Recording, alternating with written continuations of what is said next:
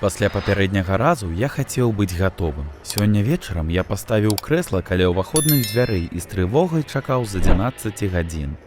Кожны раз, калі міма праязджала машына, кожны раз, калі звонку храбусеў лісток аб асфальт, я кідаўся да вочка. Нічога. Цягнуліся хвіліны, гадзіннік нібы застыў. Я адчуваў гэта і раней, калі я заказваў тое, што вельмі хацелася ў інтэрнэце і ведаў, што сёння дзень дастаўкі. Але гэта было іншае. Нешта ў гэтай паперы проста не так.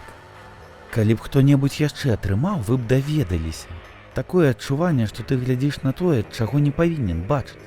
Нібы яна неяк праскочыла праз шчыліны міма ўсіх жорсткіх законаў звычайнага жыцця і прабілася да цябе.